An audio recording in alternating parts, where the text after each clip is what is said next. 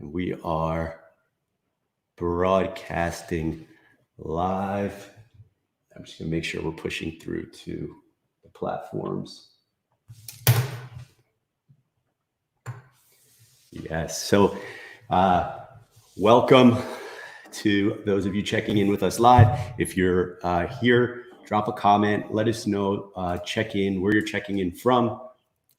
Here with my good friend, Ben Joanis today, and we are going to unpack fix and flips, all things fix and flips, primarily discuss whether or not we believe the fix and flip model is dead in the current business climate, but also talk on how lending is impacting fix and flips, availability of deals, and a whole host of other things that are very relevant in today's real estate investment climate. And before we get into all that, I'm going to kick it to Ben to let him tell you a little bit about himself, a brief origin story. I know him very well. We've been friends for a long time. So a few years now, yeah. Yeah. So he'll be doing this for your guys' benefit because he and I already know each other quite well. So Ben, tell the folks at home a little bit about yourself and your business. All right, cool. So yes, guys, Ben Joanis here from NJ Local Home Buyers, where we buy houses cash and close fast. So a quick origin story. I guess I've been in this business now for about 6 years. Before that, I was in financial services for 10 years. Long story short, I just hated working for people. So wanted to kind of like, follow the proverbial, financial freedom model. Shortcut, it's not that easy. So you really got to work hard, man. It's gonna be a lot of sacrifices, a lot of tears, cries, bloody and sweat, but always 3 feet from gold. So, anyways, so I've jumped in back in 2014 when my daughter was born. Luckily for me, my wife does very well for herself, so she was able to support me to get started, and so now we're here. So since then, I've done. I'm working, I think, right now on my 17th flip, I believe. So I've been kind of rock and rolling, taking the bumps and bruises along the way, learning. And Gabe's been very kind to teach me a lot of on the project management side. I know, like the one time I told you I almost cried when I walked into one of your sites because you were so clean. So so that's kind of where I'm at. So trying to figure out exactly with this new change and as well as my own path into the business, because that's the beautiful thing about real estate. There's 1,001 ways to make money. So now I flip houses, I've wholesaled, I've actually done hard money lending, as a broker. So I'm exploring different sides of the business to kind of like see where my skill set will be better served and be a more well-rounded individual. Because I think, going back to the topic we'll be talking about today, whether or not fix and flip is dead, the first thing I'll say is follow the money. Whatever the money's doing is usually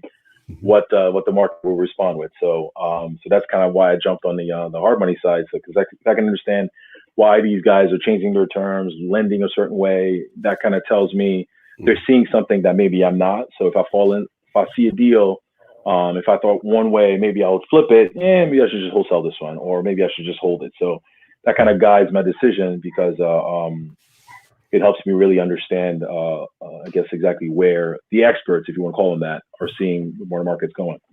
So tell us then, so I know that you've been doing a lot of stuff within the lending space and how that is impacting what investors can do, the availability of capital piece. You just kind of alluded to it. Can you unpack that a little bit? Tell us what you're seeing now in real time with regard to lending on these fix and flips. Well, I mean, you have to understand, like, first and foremost, we have to remember, and we're experiencing something like, a black swan, if you want to call it that, like a pandemic, unexpected. No one saw this coming. Every investor was like, something's going to happen. And everyone's looking at the market and looking at the financial firms, what they're doing, what the real estate market's doing, but no one could have predicted this, right? So now, until we know what's really going to happen, because nobody does, all the lenders are being cautious, which is to be expected, right? So, but funny enough, in my opinion, they're doing things they should have done already, because our market in New Jersey had gotten so competitive where lenders are giving out money at like 75, 80% LTV. We're like, how the heck is anybody going to make money? You know, if you really do the math, like, 'cause I've done enough flips, and I know you haven't. You're much better at it than I am. You know, where you're in and out of a project inside of 4 or 6 months, and you're pushing to get done. Because the key when you're flipping a house is speed and efficiency. The quicker you can get done, the more money you can make. So now you tell me you're born at 80% LTV or 75% LTV, and you're in a project 6, 9, 12 months. Where's the money you're gonna make, man? You know, so it's like they're doing what's right to begin with, in my opinion, right? So lowering the LTVs down to 65, you know, where it was, you know, when we started, and increasing the rates, and, you know, requiring some sort of experience per borrower. I think that's the right move until they know what's going to happen. Now, in the long term, this is just the short term, right? Inside 12 months, 18 months max. But on the long term stuff, they're also being cautious because they don't know. I mean, right now, as far as I know, the notes market is still closed, so no one's buying anything. So now, if I go in and lend someone on a 30-year fixed, non-qualified mortgage, non-QM loan, and it's a 30-year loan, now I'm stuck for 30 years. I have no idea what's going to happen. Now, if they stop paying, I don't get any federal protection because I'm not a qualified mortgage. So, so a lot of these hedge funds and lenders are just being really cautious and picking and choosing the projects that they like. And right now, fix and flips is the only thing that they'll agree to. Fix and flips is kind of like the way to go. Bridge is the way to go. I tell all my borrowers the same thing. Just, if you're buying something for long term, you didn't tell me that. And I have no idea what you're talking about. I know you're getting a fix and flip loan, right? So that's kind of where it's at. And as with everything else, man, it's all temporary because change is constant. So I expect once we have a clearer understanding of where we're gonna go, you know, Phil Murphy just extended us for another 30 days. Right. So like until we know where clearly more or less we're gonna go, I think expect it to be the norm. And once things change, you know, maybe competition will come back in. With everything else, but I guess short answer is just everyone's being a little bit more cautious right now. That's all. So that means for those out there that are on the borrower side, what you just heard Ben say is that the lenders were they had gotten loose. They had gotten loose for a while, and capital was out there, and your deal had to be a decent deal for it to make sense because of the LTVs, but it didn't have to be a great deal. So a lot of guys were getting a pass on what would otherwise have not been a good deal. Now you have no choice but to buy right because of those LTVs, because of the refresh terms, the points, the rates. Interest reserves, 6 months reserves. Some lenders are doing, I don't know. Most are actually. Most, there you go. It's a standard now. So 3 to 6 months. So that the lesson therein is if you're actively searching for fix and flip opportunities, which you very well should still be in this market because there are deals to be had in any market, make sure you're buying them right. That's the big lesson learned there, because the money you'll need behind your gap financing, whether it's private money or your own, it's going to come, but it's going to come at a higher cost. And so that'll factor into your spread on the sell side. So good. That's good perspective on the lending piece. What about on the deal acquisition side? What are your thoughts on sourcing, finding good qualified projects to then go get lending to go get done? Well, I mean, on that side, it's a bit different because you have now in the market as a whole, buyers are scared, so are sellers.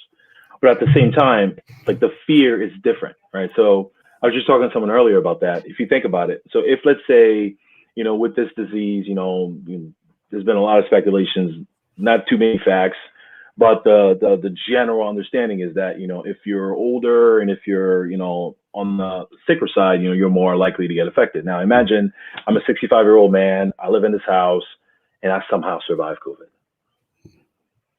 But they tell me it might come back again. So what's the likelihood of me wanting to sell my house? My safe place. I survived this heat, so I'm not gonna go out. So if I wanted to sell, now the thought is like, maybe I'll just, you know, look to do something else, right? So in that sense, I'm getting, because I'm still marketing for deals, I'm getting that pushback because they don't know what's gonna happen, but at the same time, you know, it's like, this is my safe place, right? On the other side, you have buyers. Case in point, buyers. I live in Montclair, so the West Essex area is my market, and you have buyers coming from the city, you know, paying premium.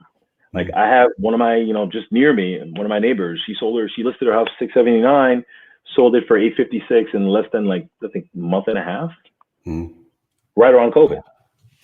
So you're seeing that, and I'm getting a lot of, because I also, like, I have my license with Keller Williams, and I'm within my office, I'm getting a lot of other agents coming to me asking me if I have deals, because they have buyers.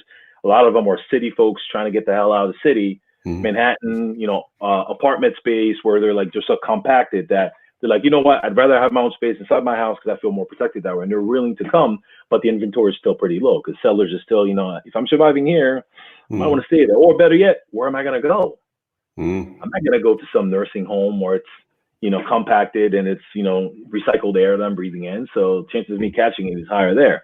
So until we know, I guess, where this is going to go, you just got to be better. Like, as a wholesaler, you got to stay wholesaling, I think, in my opinion. Stay marketing, it's not going to be as quick sale as it used to be where you lock up a deal and 30 days you out. It's probably going to be a little longer. You got to be respectful of, make sure you show up with a mask, gloves, and, respectful of the seller's time, and really talking to them, making sure they understand, listen, this is why I have to give you this offer. So in my opinion, if let's say I'm looking for myself to buy, I'll probably try to do a deal at 67% LTV. Right. Give it close enough to the 70% so I can, more or less try to fund the deal 100% because that's where people were funding for 70 LTV. Now they're going down to 65. So if I want to still do the same type of deals, I got to drop my number down. So I can't offer more than 63% LTV total to be all in the deal. So that kind of pushes you to actually stay at it, don't hide, and stay talking to these folks because they're scared, right? Because they're scared. I mean, I ran into another wholesaler recently that just did a deal, and I forgot the name of the town, but it was a big multifamily. One of the sellers just passed from COVID, and she just wanted to liquidate everything. So she dropped it for $300,000. But now, because the terms are a little tougher, it's harder to get financing. So the key right now is liquidity, and really, as wholesalers, to make sure you have true cash buyers. Guys actually have liquid cash to purchase, and from there, negotiate better deals. If you want to move your deal fast, sell at 65%. Which means you need to get it at least at, build your spread. You got to get a lot lower than that.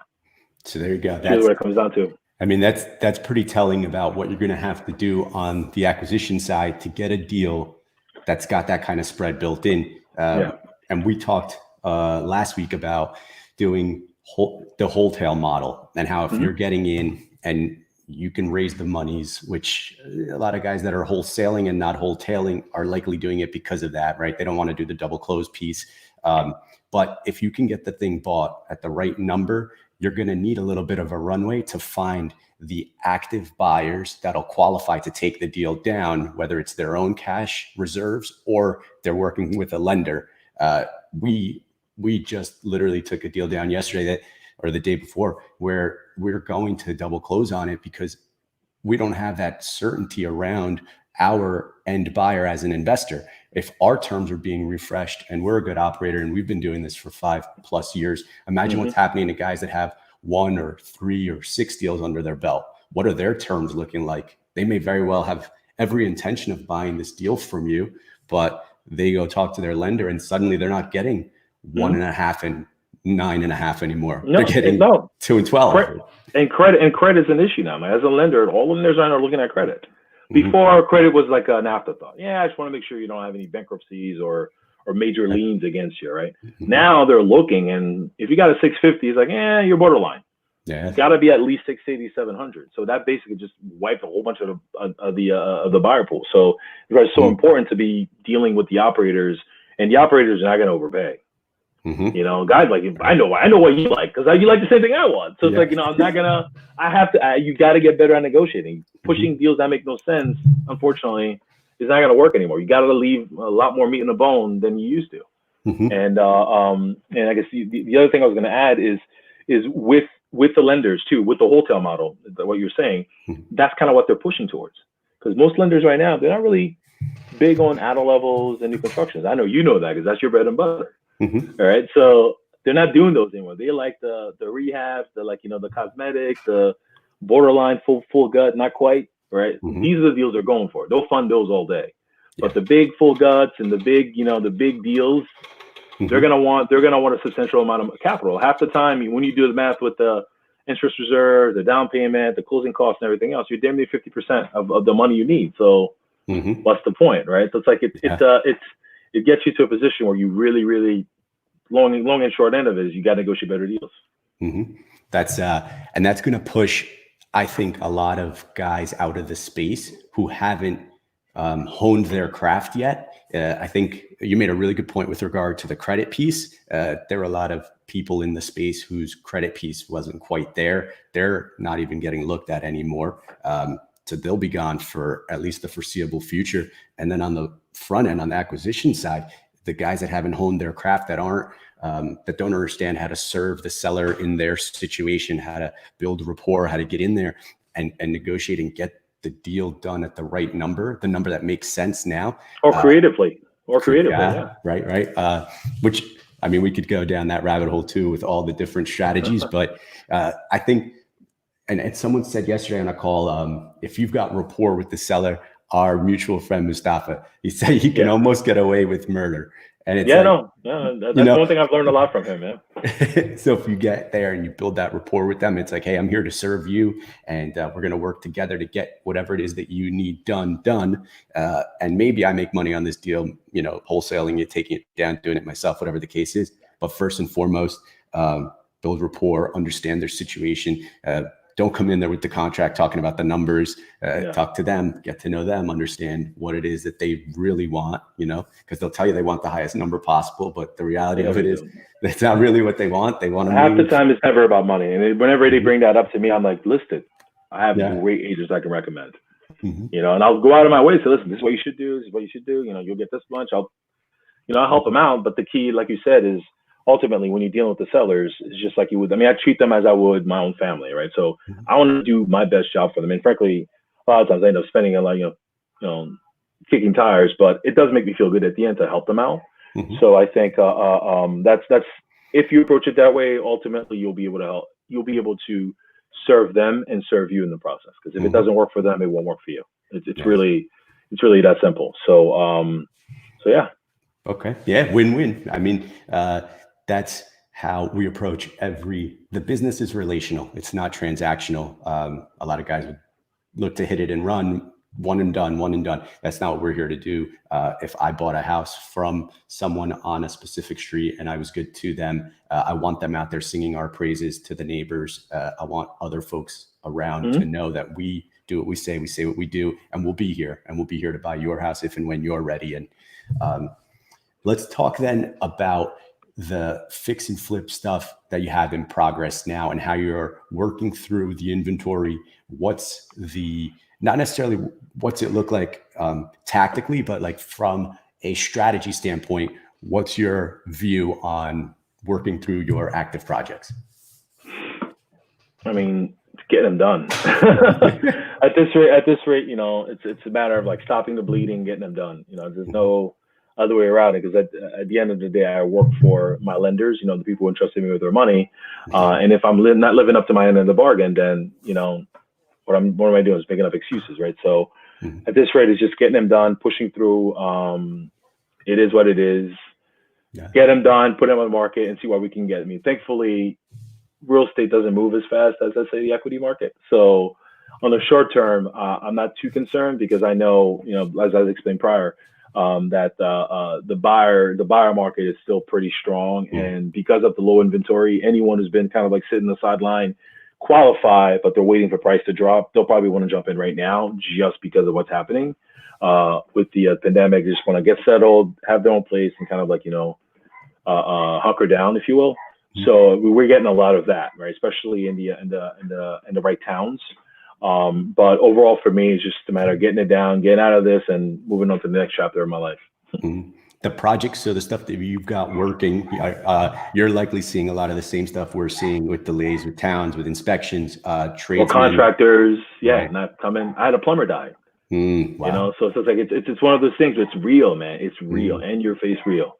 You got to adjust. You got to understand. For like 6 weeks, my electrician wouldn't come because his wife has a respiratory problem. So, and I completely understand, because I don't want you to come home, catching COVID and heaven forbid give it to your wife, and now your whole family is affected because of it. So I get it, but at the same time, I had to have that conversation with them towards like the end. I'm like, listen, dude, I get it. I'm not gonna try to put pressure on you, but if you gotta like, bow out of this one, we'll work something out. I'll move the money around from another deal, and we'll call it leaving on this deal, and I'll get someone else to finish your job. So that's the position that we're in. I think this is forcing us to be more understanding, more humane, and look at it from not just as a transaction. Yes, it's going to cost you money. Yes, I'm going to incur some losses because of this. But at the end of the day, the bigger picture is, me living up to my word with my lenders, as well as, me respecting, the lives of my workers, as people who work for me. So it's very interesting. It's a very interesting place to be right now. It's like you can't really be too mad, and you can't really be too happy either. Just it is what it is. It's a fine line, and we have to call upon some compassion. And before all this, it was all about speed and drive, right? We're driving through these renovations to get them done as fast as possible. And now we've got to kind of understand that some of these things are beyond, a lot of these things are beyond our control. So what can we control? We focus on those things. What we can't, we try and be patient and compassionate with the people in the town, with the tradesmen, with the utility companies. Like, even that stuff's got us bogged down in some places. So I appreciate that. And then how you brought it all back to the whole concept of everything we do is relational. We are like, the transaction is a piece of this, but we are in a relational business. It's not just about the transaction, not just about the buying and selling of houses. I tell people this all the time, especially a lot of the newer investors I deal with. The R in real estate stands for relationship, man. Like, that's really what it is. You gotta be a relationship. You gotta build a relationship with your tradesman. You gotta build a relationship with your, real estate agent, with your, attorney, with your title company, other investors. Okay, it's all a big, big community where anything and everything can affect, what you do, and can affect your business, can decide whether or not you're successful in this particular market or not, right? So I think, go ahead. I was gonna, I agree, and I think you and I have masterminded together. We've done a lot of business together. We've run in a similar circle for a long time. So now, looking at it combined, we're at a decade of real estate investment experience. And if you survey the folks that we've done business with, like, I don't have to worry that if you're having a conversation about me with someone else, that they're saying something, and vice versa. If your name comes up in a conversation, the right things have been done, so the right things will be said about us. And that's very telling of the quality of the work we've done, the time we've put in, and ultimately what comes next for us. So I love the relational piece. And I didn't anticipate us going that deep on it, but I'm glad that we did, because it's how we wound up. We always do. Whenever we talk, we always do. Yeah, it's true. It's how we wound up here. So that's of value to folks, I'm sure. I want to unpack a concept. So I also wasn't intending on talking on this, but then yesterday you dropped something online, and I wanted to talk on 3 feet from gold. So you want to elaborate on that concept for everybody? Well, yes. So 3 feet from gold is something I actually learned from Think and Grow Rich. The original story where the miner, I guess, uncle and nephew go out west to mine, and they found a vein of ore, and they just start digging, and they keep digging, and it just went dry because they didn't spend the time, energy, and effort in researching what they're doing. They just kind of went in, which is all of us, we do.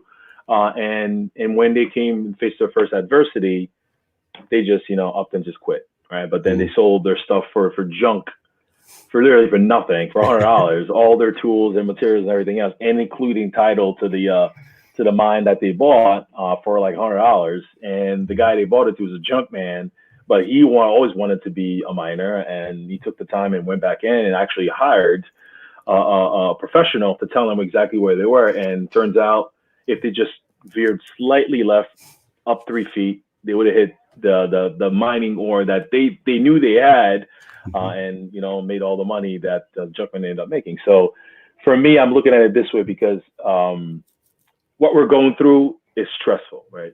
Home all day for the most part, dealing with a lot of stress, not able to fully work and be operational.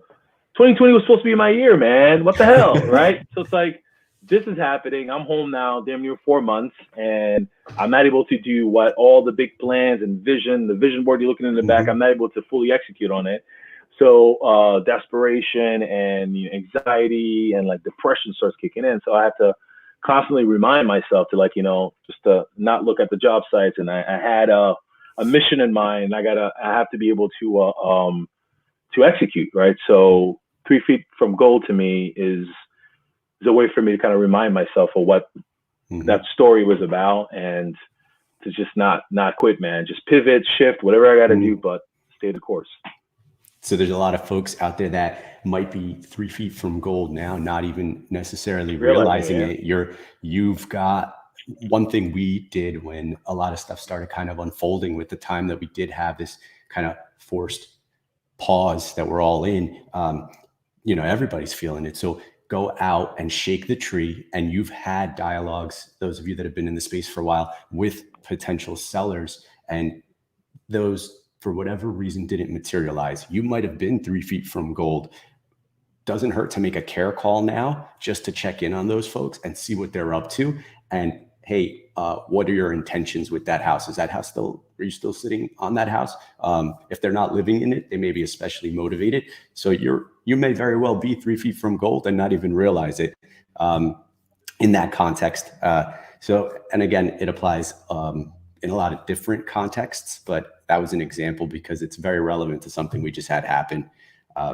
But I appreciate you. No, it's to me, it's a very relevant right now because everyone's experiencing the same thing. I know you are, I am, and whether you're employed as a W-2 or you have an hair salon, everyone's experiencing it. They don't know what to do. The whole mess with the SBA and that money and all that stuff. So it's like everyone's experiencing it. And a lot of people are throwing in the towel when they could have been, the very next day, or something could have happened. You don't know what's going to happen in a few months.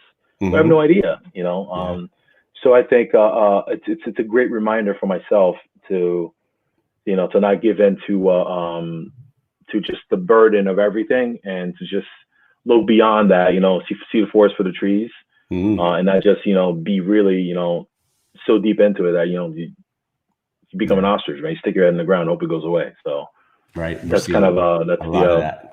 Yeah, a lot of that. Yeah, I don't expect much.